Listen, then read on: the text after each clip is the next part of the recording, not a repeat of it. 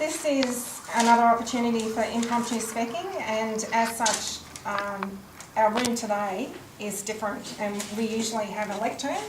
So what I'd usually do is put my notes on the lectern and try and speak off the notes. But today we're in this horrible stuffy room. We're all crowded in, it's quite horrible. So I'll have to speak from my notes. Thank you. The meeting started on time, but there was a bit of confusion initially. We didn't have Mauricio, and Neil went down to get Mauricio. There was a few things like that happening, but I think fairly, pretty much we started on time.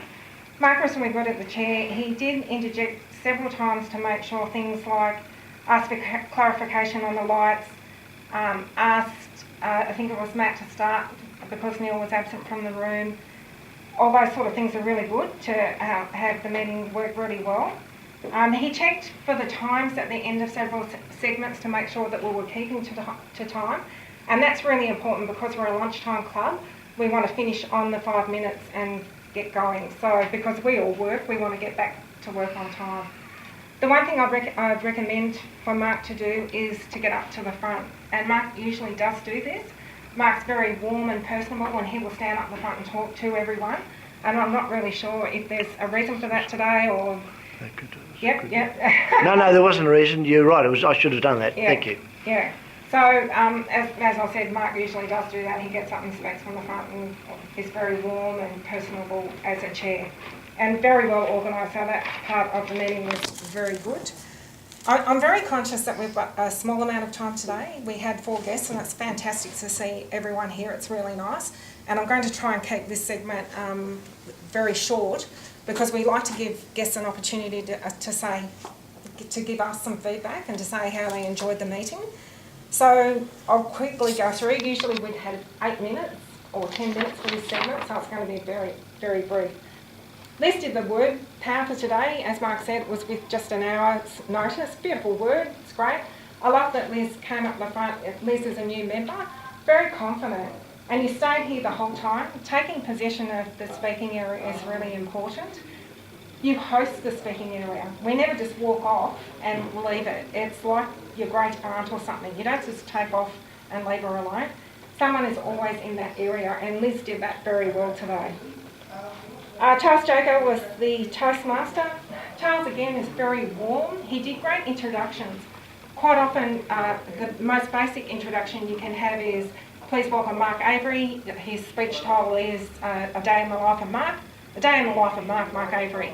And everyone applauds. But what Charles added to it was interesting things about the person. He made jokes and used humour and all that kind of thing. I think for Charles, he's a very experienced Toastmaster, and he stood up here and put his glasses on and read from his notes. And I think for Charles, really, even if it was between the speeches, he could sit and memorise and get his head together about what he was going to speak about and then deliver it to us and be that fine example to everyone that this is how it can be done. He was very good on the timings and had great introductions to the evaluators as well. It wasn't just a flick to that person. He was really good with that too.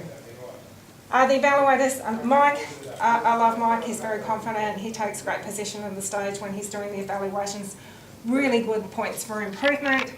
He talked about gravelness and having a made-up word. So I guess as Toastmasters we try not to make up words. I'm going to go through these quick because I can see the lights coming on. Joyce did a beautiful reading when she stood and read the objectives. Beautiful, clear voice. It was really nice to see. Came up to the front when she did the evaluation, very confident. It was really lovely to see that. Mark again, very confident, uses great hand gestures. Mark was holding his notes. You spoke about looking at your notes, but you had your book. So you can put your book down. Again, you're a very experienced speaker. And if you don't need to have notes or anything in your hands, put them down, get rid of them. Matthew, you were great. You did that actually. You came up and put your notes down. And again, it's that compromise with this room. We don't have a lectern that we can put it on. And you're very warm. It was great to see. Very friendly, very nice, encouraging advice to the speaker. The table topics master. Great to have a theme with table topics. That was really well done, really nice to see. The one thing I noticed with Mauricio was when waiting for something to happen or there was a bit of a distraction, it was trying to think and using that as a bit of a filler. So I'd ask Mauricio to look out for that and see, and I've got the red light for that now. So what we're going to at this point is general business.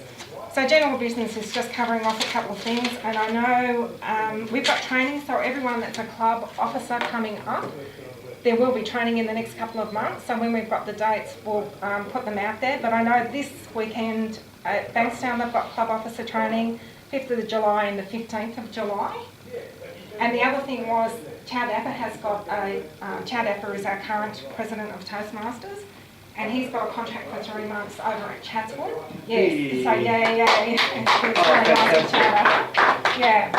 And he's under the pump until June 30, so we're tossing up whether to do a lunch today or later. So I'm hoping that we might be able to, so Neil or Matthew, get the room for a bit earlier for the next meeting on the 2nd of July. And we can come half an hour earlier and have a bit of a lunch, and it's just a handover from one set of officers to the next. And what time is it now, please? 2 o'clock. It is?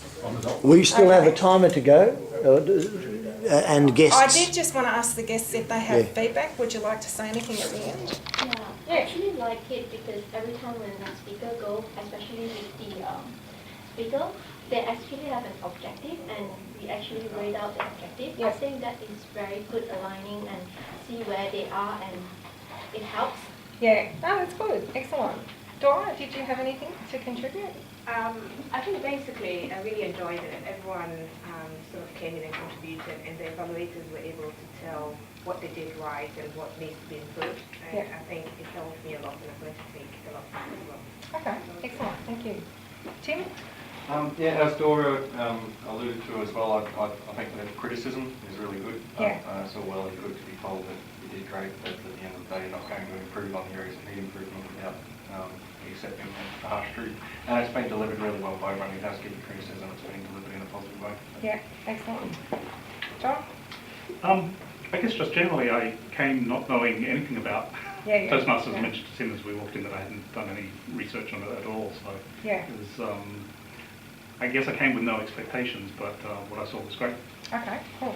I would just say to the guests as well that we do have a system of mentorship. So the evaluations are meant to be encouraging so that you get good feedback, and particularly at the beginning it's to encourage people to speak.